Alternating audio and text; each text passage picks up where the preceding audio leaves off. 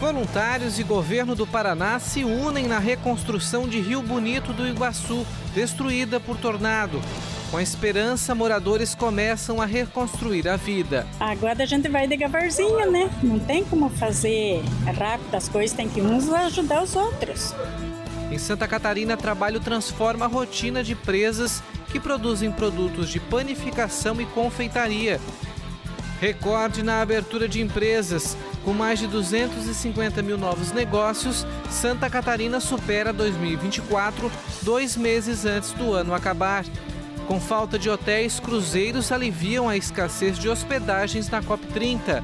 Diretor-geral e chefe de informação da BBC pedem demissão após a edição de vídeo de Donald Trump. No sul catarinense, Garopaba cedia evento que busca promover a conscientização sobre os cuidados com o corpo e a importância da prevenção em atividades físicas. Essas e outras notícias você confere a partir de agora no Pix News.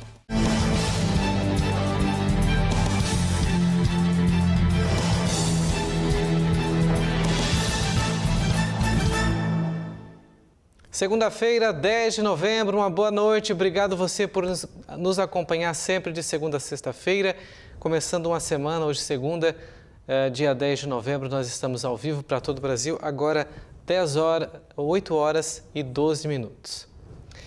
E o governo do Paraná decretou estado de calamidade pública em Rio Bonito do Iguaçu. A cidade foi atingida por um tornado de categoria F3 na última sexta-feira. Você deve ter acompanhado nas nossas redes sociais.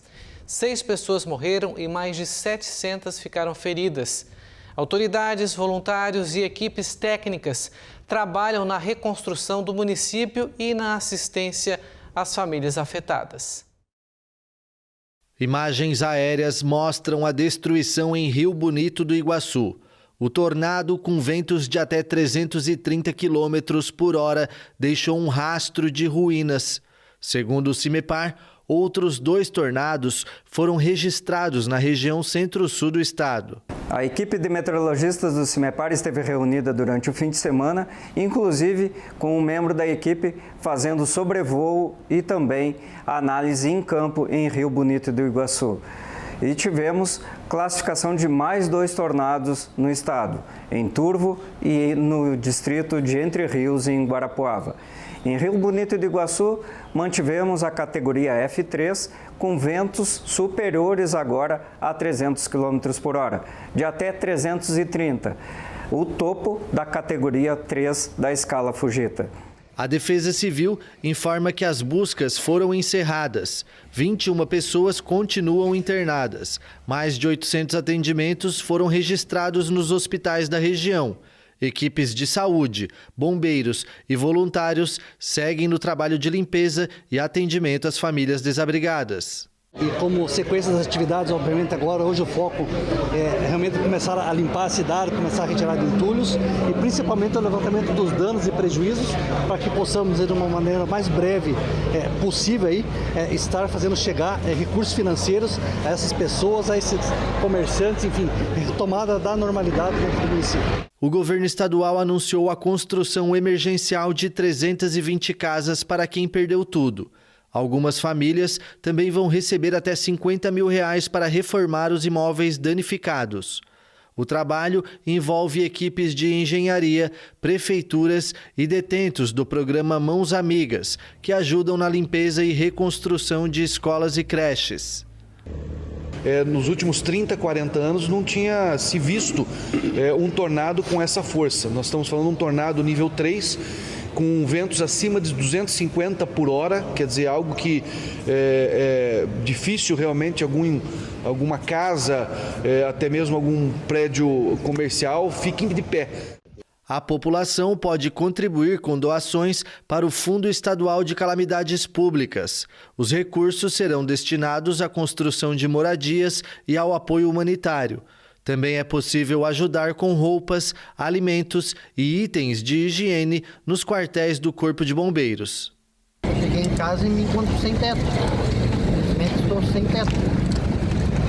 Até reconstruir vai demorar um pouquinho. Destruiu tudo, né? Destruiu a cidade, casa, colégio. O que vai ser tivesse feito. É assustador, né? E ainda sobre Rio Bonito do Iguaçu, moradores se unem em um esforço marcado pela esperança e pela solidariedade para reconstruir a cidade e a vida. O cenário é similar ao de uma guerra. Em meio aos escombros, moradores começaram a limpeza e as primeiras ações de reconstrução. Mais de 1.000 pessoas estão desalojadas, acolhidas em casas de familiares e amigos. Relatos mostram como foram os minutos de pânico e incertezas vividos pela população de Rio Bonito do Iguaçu, que enfrentou ventos de até 330 km por hora. Foi muito terror, né? Os vidros estilhaçando, a gente apavorado. Foi feia a coisa. Entrei debaixo da minha mesa, que é de madeira ali, e me protegi. Meu marido saiu para frente no marinho do fundo ali. E a gente ficou sem saber o que fazer na hora. Nós temos que dar graças a Deus que nós foi só os danos materiais, né? Mas tem muitas pessoas aí que ficaram sem nada, que as casas levantaram tudo. Levou com tudo. Teve gente que morreu, né? Quando chegamos aqui, o desastre já estava desse jeito aqui, ó. Tudo espelhada, ela não, apavorada, passando mal. E como ela relatou, ela só escutou o estrondo e se protegeu como pôde, né? De mesa, tudo, e aí em cima caindo pedaço de telha, desmoronando e apavorada. Cheguei uns minutinhos depois, quando vi as primeiras notícias, eu moro em Laranjeiras, vim correndo. Cheguei aqui, encontrei o pai e a mãe aqui do lado, o pai sem camisa, com alguns cortes, mas assim, bem, a mãe também. E isso aqui tudo destruído, né? A sensação que a gente vive nesse momento é indescritível, porque você não sabe o que vai encontrar. Você vai encontrar os pais com vida, você vai encontrar como, né? Então, mas graças a Deus, foi material, eles estavam bem. Assim, na hora eu peguei e pensei, não adianta eu entrar em pânico, né? Porque se eu entrar em pânico, já tá todo mundo em pânico, só vou atrapalhar. Então eu acabei nem pensando muito na hora sobre a questão de casa, as coisas que foi tudo, né? A gente pensou em ajudar quem pudesse, tinha senhorinha vizinha aqui do lado que usa andador, tudo. Então a gente foi ajudar elas e só foi pensar no outro dia de noite, porque daí de manhã não conseguimos dormir, daí de manhã, 5 da manhã, eu estava aqui limpando já, tentando salvar coisa. Então foi pensar ontem de noite praticamente, só sobre o que aconteceu, né? Ali nós se abaixamos embaixo ali e eu só gritava, com todas as minhas forças, assim, sabe? Aclamando a Deus, sabe? Pedindo socorro. E eu não escutava a minha voz, sabe? Eu gritava desesperada, assim, meu marido gritava, se acalma, se acalma. E eu gritava, eu não conseguia escutar minha voz. De tão alto foi o barulho, foi horrível, horrível, horrível. Tá triste, eu não consigo chorar, eu não consigo... Sabe, a gente tá em choque ainda, sabe? Parece que não... Sei lá, parece que a qualquer momento a gente vai acordar do pesadelo. O relato de Carla é o retrato da comunidade no pós-tornado. Rio Bonito do Iguaçu nunca tinha enfrentado um fenômeno tão avassalador como o de sexta-feira. Pelo menos 90% do município foi afetado pelo tornado, com a destruição de residências e prédios públicos. Desde sábado, a comunidade se une em um mutirão de limpeza. E a esperança e solidariedade é o que tem movido as milhares de famílias afetadas pelo tornado. Esperança demais. Muitas pessoas que estão aqui a gente nunca tinha visto, chegaram agora aqui e já estão ajudando nós, né? Família que vieram de outros municípios só para ajudar nós a limpar, a salvar alguma coisa, né? Então, até os que estão longe, veio minha irmã de Foz do Iguaçu na noite já para ajudar. Então, ter esse apoio de amigos, família, pessoas até que a gente não conhece, né? É importante demais esse momento. Isso é fundamental, todo mundo vai precisar, ninguém estava guardando dinheiro para esse tipo de coisa, ninguém imagina isso, né? E das pessoas muita solidariedade, isso é importantíssimo, a gente tem sentido isso e além da solidariedade para ajudar, também aquece o coração saber que as pessoas estão se preocupando e solidárias nesse momento tão difícil, né? Agora vai precisar de ajuda de todo mundo e para reconstruir isso e reconstruir a cidade, né? Que não tem mais cidade, dá para ver aí, né? O governo do Paraná deve destinar cerca de 50 milhões de reais do Fundo Estadual de Calamidade Pública para a reconstrução do município. No sábado, o governo também encaminhou à Assembleia Legislativa um projeto de lei que altera as regras do repasse do fundo para que os recursos possam ser repassados diretamente às famílias, que vão receber até R$50 mil cada para a reconstrução das casas. Os detalhes ainda serão estabelecidos por decreto. Por enquanto, a solidariedade das pessoas tem fortalecido e alimentado a esperança da comunidade de Rio Bonito do Iguaçu. Desde sábado, a população tem recebido doações vindas de várias regiões do estado e do país. E, aos poucos, os moradores vão recuperando o físico e o psicológico. É preciso recuperar também a autoestima, né, para reconstruir a cidade, e o governo precisa agir rápido, seja estadual ou federal, para que as pessoas possam voltar, pelo menos, para as casas com um pouco de dignidade. O resto elas vão reconstruir, a gente sabe, após os anos de trabalho, né? E também durante o final de semana, Santa Catarina foi atingida por 3 tornados no oeste do estado. O fenômeno meteorológico atingiu os municípios de Dionísio Cerqueira, Xanxerê e Faxinal dos Guedes, onde foram registradas quedas de árvores, destelhamento e interrupção temporária no fornecimento de energia elétrica. Enquanto o oeste registrava tornados e ventos extremos, o litoral sul catarinense enfrentava chuvas volumosas e persistentes. Em Jacinto Machado, Sombrio e Tubarão, em apenas 12 horas, foram registrados mais de 100 milímetros, volumes que se aproximaram da média esperada para todo o mês de novembro. Durante a manhã e tarde de domingo, o governador Jorginho Melo visitou as cidades de Dionísio Cerqueira e Xanxerê.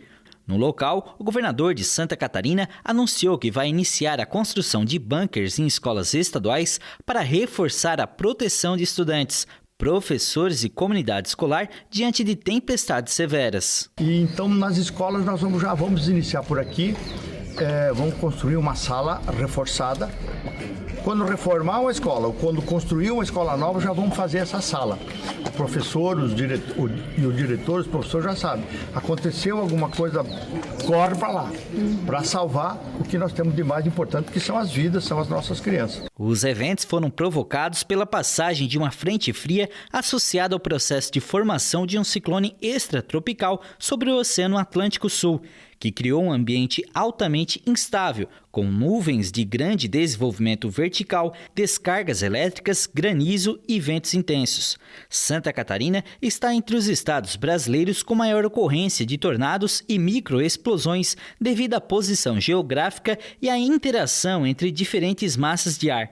A transição entre sistemas frios e quentes, especialmente na primavera e no verão, favorece a formação desse tipo de instabilidade.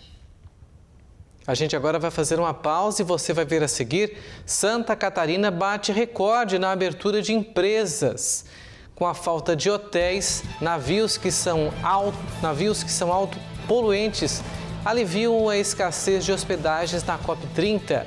E ainda, evento busca conscientizar atletas sobre os cuidados com o corpo. Depois do intervalo, a gente volta já já.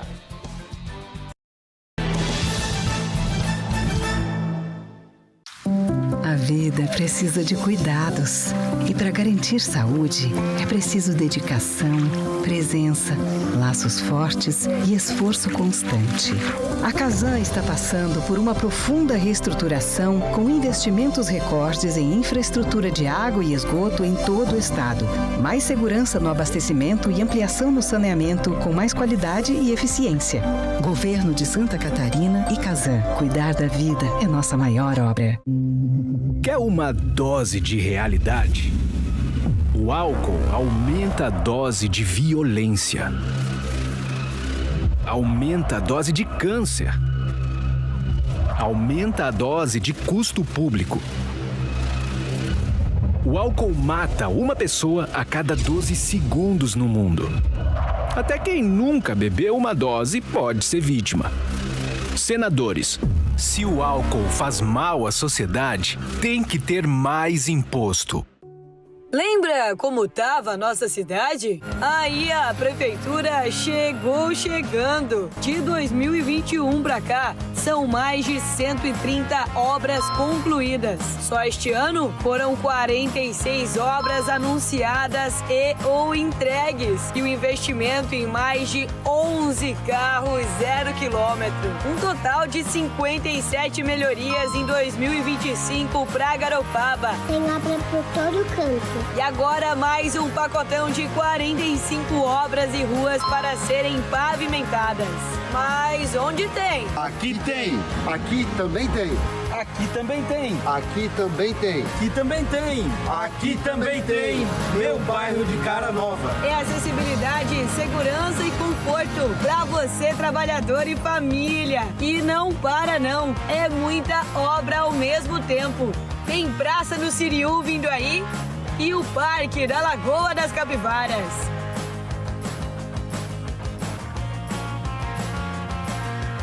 E alô, Areias de Palhocinha! A máquina por aí vai demorar para desligar. São 26 ruas para pavimentar. É a prefeitura que mudou a cara de Garopaba em ação. É o maior investimento já realizado na cidade. É mais que trabalho, é servir nossa gente. Essa é a Garopaba pra frente, cuidando da gente. Sabia que 1 a cada 5 lubrificantes vendidos no Brasil é adulterado? E pode parecer óleo de motor, mas na verdade é algo muito pior. O óleo lubrificante falsificado danifica o motor e outras partes móveis do seu carro, aumentando em muito o risco de acidentes. Além do prejuízo, você pode estar colocando seu carro e sua vida em jogo. Então fique atento. Muitas vezes parece óleo lubrificante, mas pode ser veneno. Saiba como se proteger e compartilhe este alerta. Estamos de volta ao vivo para todo o Brasil, agora 8h27. Santa Catarina já bateu recorde na abertura de empresas. O volume de abertura de empresas em 2025 já é o maior da história. 256 mil novos negócios foram abertos no estado. O volume de novos negócios é o maior já registrado em um ano em toda a série histórica da Junta Comercial do Estado de Santa Catarina. O aumento acompanha os bons índices da economia catarinense, que cresce acima da média nacional e conta com a maior formalidade do país. Essa cafeteria é um entre os milhares de negócios abertos no estado. Os sócios, que são do Rio de Janeiro, optaram em empreender no estado pelos atrativos turísticos, buscando como aliado o diferencial dos cafés servidos no espaço. Primeiro que a gente gosta muito de café, então esse já é o princípio, não é só abrir uma cafeteria, é entender a cultura do café, é entender que o sabor do café, tentar entregar esse nosso entendimento para o cliente, né? Então a gente tem que saber o que a gente quer, né? A gente trouxe um café especial, cafés de qualidade, né? A gente está trazendo de lá de interior de Minas. A gente contratou assessoria de financeira, assessoria pelo Sebrae, a assessoria de contabilidade para poder saber aonde que tudo é e tudo isso te dando um suporte para poder ter um respaldo de onde tu está pisando para poder começar a trabalhar e ir atrás dos seus clientes, né? Os dados de 2025 até outubro já ultrapassam 2024, quando foram abertos 250 mil novos negócios. Desde 2019, Santa Catarina vem crescendo na abertura de empresas. As micro e pequenas são a maior parte dos novos negócios. Juntos, os microempreendedores individuais, microempresas e empresas de pequeno porte representam 95% da abertura de CNPJs. Áreas como comércio, transporte, indústria, construção civil e serviços administrativos lideram entre os setores econômicos. Obviamente que tem as empresas maiores que também estão se expandindo, estão se instalando. Isso tudo é bom para Santa Catarina, tanto é que nós estamos crescendo aí próximo de 5% do PIB, esse ano 2025, sendo que o Brasil vem patinando aí uma metade desse percentual. Então nós ficamos muito felizes por poder contar com esse crescimento espetacular que Santa Catarina está tendo. Segundo a Junta Comercial, o segmento de comércio e reparação de veículos é o que mais abriu empresas em 2025, com 45 mil novos CNPJs entre janeiro e outubro. Na vice-liderança aparece o setor de transporte, com quase 38 mil empresas. Em seguida estão a indústria de transformação, atividades administrativas, construção civil e atividades profissionais científicas e técnicas. Desse total, 46% ou 40,6% são mulheres que participam do quadro de sócios dessas empresas. Então isso é mais um incentivo ao empreendedorismo feminino por meio de programas que o governador Jorginho Mello tem trazido, como o Pronamp Mulher, programas que incentivam o empreendedorismo feminino. E também temos aí uma fatia de 21 a 30 anos, que é a fatia mais expressiva de empreendedores, mostrando que os jovens empreendem em Santa Catarina e que Santa Catarina é realmente um estado que atrai investimentos, atrai pessoas para empreender cada vez mais. Cruzeiros ajudam a aliviar a escassez de hospedagens em Belém do Pará durante a COP30, que começou hoje. Esse foi um dos principais desafios para a realização da Conferência do Clima da ONU, lá na capital paraense. 2 navios de cruzeiro se erguem imponentes sobre um porto tranquilo na Amazônia brasileira, onde cerca de 50 mil pessoas vão se reunir a partir de hoje para a Conferência Climática da ONU. A AFP visitou o porto pluvial de Outeiro, em Belém, no norte do Brasil, cercado por comunidades de pescadores que vivem em barcos, agora ao lado desses hotéis flutuantes. Com capacidade para 6 mil pessoas, os navios chegaram da Europa para oferecer espaço adicional aos delegados estrangeiros concentrados em Belém. Alguns hóspedes reclamaram das cabines pequenas e da distância do porto de Outeiro até o local da conferência, cerca de 20 quilômetros, o que leva 45 minutos de ônibus. Outros parecem satisfeitos com a experiência em comum. Sabe, na maioria dos países que visitamos, na maioria dos workshops e conferências, ficamos em hotéis ou apartamentos, então queríamos algo diferente. O quarto é muito confortável, a água é quente e fria, a internet está funcionando. Nos meses que antecederam a conferência, com os poucos hotéis de Belém lotados, os organizadores se apressaram para encontrar acomodações em casas particulares, universidades e escolas, e depois nos 2 navios. Para receber os cruzeiros, foi preciso investir quase 45 milhões de dólares, ou mais de 230 milhões de reais no porto de Outeiro. Com essa obra, a gente traz toda uma alteração, né, uma mudança aqui para a nossa região, porque você tem novas oportunidades de negócios, você tem novas oportunidades de geração de emprego e renda, né? Então, traz significativamente alterações para a população paraense, para a região amazônica. É uma obra que inicialmente foi pensada, sim, para atender essa demanda da COP30, mas ela vai deixar um grande legado para a região, né? Mas grupos ambientalistas ressaltaram a ironia de navios de cruzeiro, grandes consumidores de combustíveis, emissores de carbono e poluidores da água, hospedarem delegados em uma conferência para salvar o planeta. Alguns questionaram a decisão de sediar a COP30 em Belém, mas o presidente Lula insistiu que a conferência deveria ser realizada na Amazônia, um poderoso símbolo da importância das florestas tropicais na absorção do carbono, apesar de representar 1% do planeta. E após 25 dias de navegação entre o Rio de Janeiro e Belém, uma equipe de cientistas concluiu uma expedição para coletar DNA ambiental dos mares brasileiros. As amostras podem revelar espécies ainda desconhecidas e ajudar na formulação de políticas públicas voltadas à conservação dos oceanos, um tema central das discussões da COP30.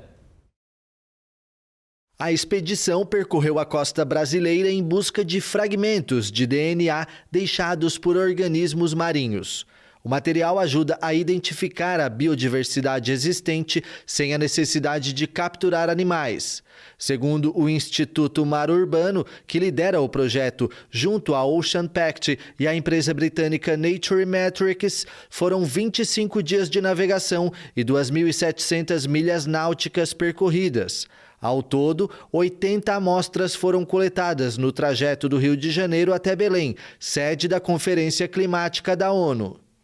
Essas informações vão ser super importantes para a formação de políticas públicas. A gente saber que, por exemplo, uma espécie ameaçada de extinção de mamífero aquático está presente numa determinada região por conta da análise do DNA, pode proteger uma região inteira por conta de uma única espécie. A técnica de DNA ambiental, ou EDNA, permite detectar desde micro-organismos até grandes mamíferos, a partir de vestígios genéticos presentes na água. É um método rápido, preciso e menos invasivo, que amplia o conhecimento sobre os ecossistemas marinhos. Comparando com os métodos tradicionais de identificação de peixes, de mamíferos, né, que você vai lá no campo e fica observando animal por animal, com essa tecnologia você consegue ter um espectro, né, uma identificação maior dos organismos que estão ali. As amostras agora seguem para análise na Inglaterra, onde serão processadas pela Nature Metrics. O objetivo é mapear o DNA ambiental do litoral brasileiro e gerar informações que possam orientar políticas de conservação. Durante a COP30, o veleiro da expedição ficará ancorado em Belém, simbolizando a importância de colocar o oceano no centro das discussões sobre o clima. O diretor-geral e a chefe de informação da BBC renunciaram aos cargos após críticas pela edição de um discurso do presidente americano Donald Trump. O republicano chamou os jornalistas de corruptos que tentaram manipular as eleições americanas. O diretor-geral da BBC, Tim Dave, e a chefe de informação da emissora pública britânica, Deborah Turns, anunciaram as renúncias dos cargos neste domingo, após uma onda de críticas pela edição de um discurso do presidente dos Estados Unidos, Donald Trump. Após o anúncio, o republicano afirmou que haviam sido desmascarados jornalistas corruptos. O presidente da empresa, Samir Shah, afirmou em um comunicado que este é um dia triste para a BBC e afirmou que Dave foi um excelente diretor-geral durante os últimos 5 anos. A ministra britânica da Cultura, Lisa Nandy, classificou horas antes como extremamente grave a acusação contra a BBC por apresentar declarações de Trump de maneira enganosa em um documentário. O caso, revelado pelo jornal conservador The Daily Telegraph esta semana, se baseia em um documentário do famoso programa informativo Panorama da BBC, exibido uma semana antes das eleições presidenciais dos Estados Unidos, em 5 de novembro de 2024. A BBC é acusada de ter editado trechos separados de um discurso de Trump feito em 6 de janeiro de 2021, de tal forma que ele parece dizer aos seguidores que vai caminhar com eles até o Capitólio para lutar como demônios. Na frase completa, o então presidente, já derrotado nas urnas por Joe Biden, dizia: "Vamos marchar até o Capitólio e vamos encorajar nossos valentes senadores e representantes no Congresso." A expressão lutar como demônios corresponde a outro momento do discurso. E a tão falada imparcialidade fica aonde? Está aí a pergunta. E ainda sobre os Estados Unidos, senadores aprovaram nesse domingo um acordo bipartidário que deve encerrar finalmente a paralisação do governo federal, chamado shutdown, durou já há mais de 40 dias e afeta serviços públicos em todo o país. O acordo provisório restabelece o financiamento do governo federal até janeiro e põe fim à paralisação mais longa da história do país. O bloqueio orçamentário havia suspendido o pagamento de centenas de milhares de servidores e causado atrasos em aeroportos desde o início de outubro. O texto foi aprovado pelo Senado após semanas de impasse entre republicanos e democratas sobre programas sociais e benefícios trabalhistas. A proposta prevê a retomada do Programa de Assistência Nutricional Suplementar, que ajuda mais de 42 milhões de americanos de baixa renda na compra de alimentos. O projeto ainda precisa passar pela Câmara dos Representantes, onde a maioria republicana é apertada, antes de seguir para a sanção do presidente Donald Trump. O plano também reverte demissões recentes de servidores federais e garante uma votação para prorrogar subsídios de assistência médica que vencem no final do ano. Parece que estamos muito perto do fim do shutdown. Nunca concordaremos em dar qualquer quantia substancial de dinheiro ou qualquer quantia a prisioneiros ou imigrantes ilegais que entram em nosso país. Acho que os democratas entendem isso e parece que estamos perto do fim da paralisação. Vocês saberão muito em breve.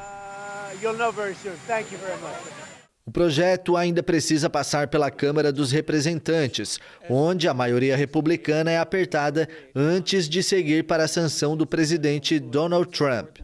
O plano também reverte demissões recentes de servidores federais e garante uma votação para prorrogar subsídios de assistência médica que vencem no fim do ano.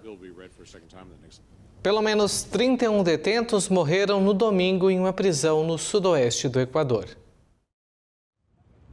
Dezenas de detentos foram encontrados mortos por asfixia no domingo em uma prisão no sudoeste do Equador, onde uma rebelião já havia deixado mortos e muitos feridos durante a madrugada.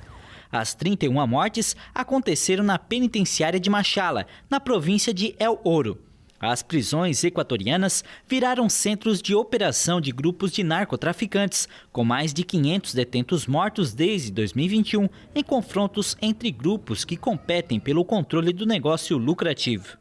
Em um comunicado, o Serviço Nacional de Atenção Integral às Pessoas Adultas Privadas de Liberdade afirmou, sem apresentar detalhes, que as 27 pessoas encontradas mortas durante a tarde cometeram asfixia entre elas. As autoridades anunciaram ainda que investigam o ocorrido. A rebelião durante a madrugada de domingo deixou 4 mortos, além de 33 detentos e um policial feridos. Horas mais tarde, a autoridade penitenciária anunciou a descoberta dos corpos de pessoas que morreram por asfixia em um incidente distinto ao ocorrido durante a manhã.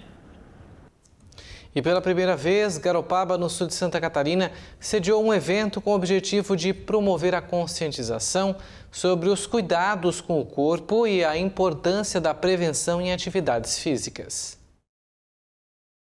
A prática regular de atividades físicas traz diversos benefícios à saúde, como a prevenção de doenças crônicas e cardíacas, o fortalecimento muscular e o melhor equilíbrio mental.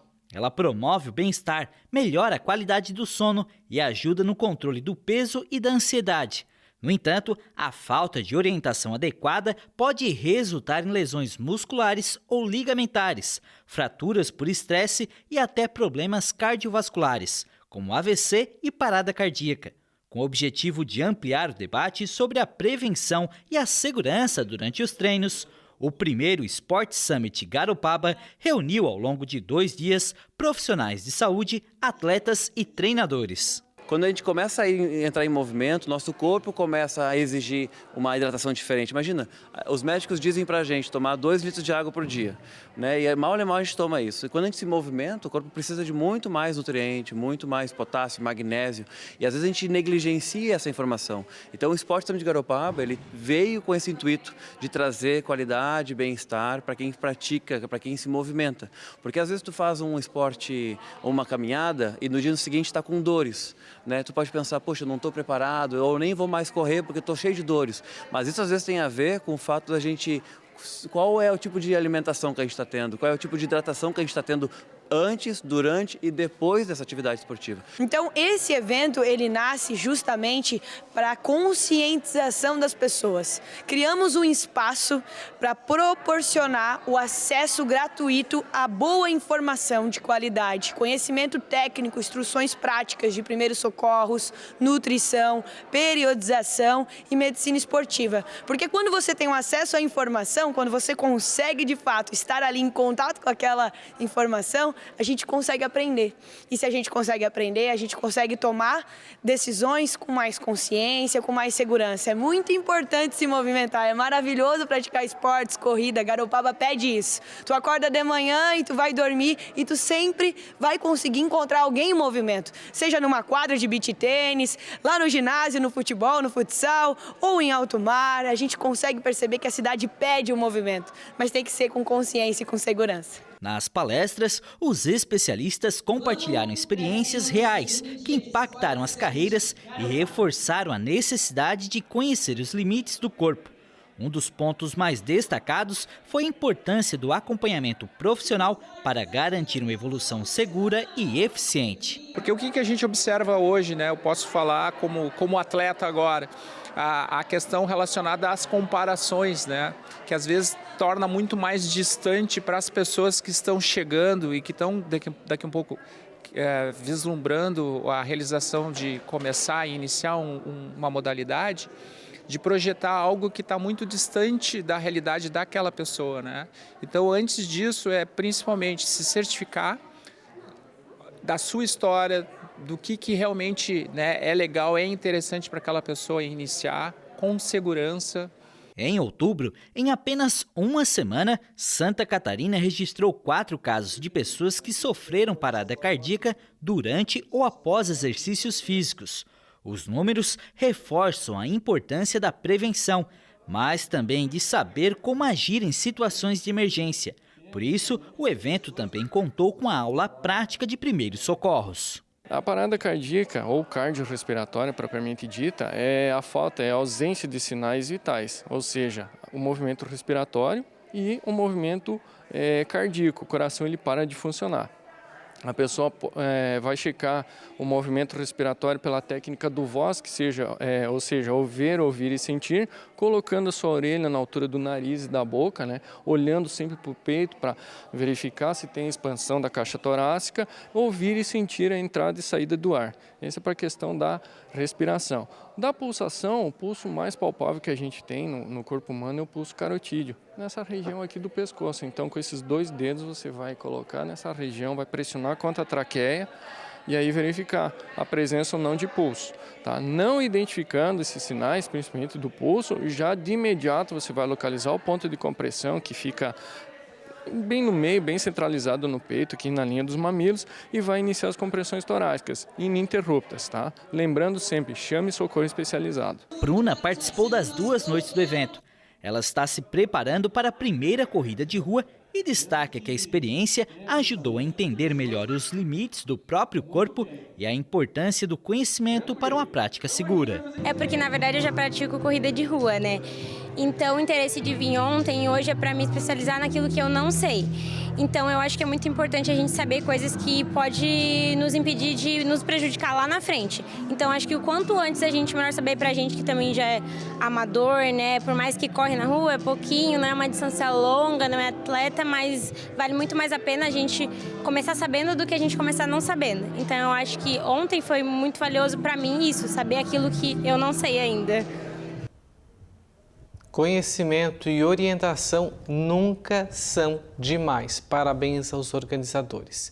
E olha, uma informação, agora são 8h47, em razão do tempo, a reportagem sobre a ressocialização de presas nos presídios catarinenses vai ser exibida no Pix News de amanhã. Agradecemos aí a sua compreensão.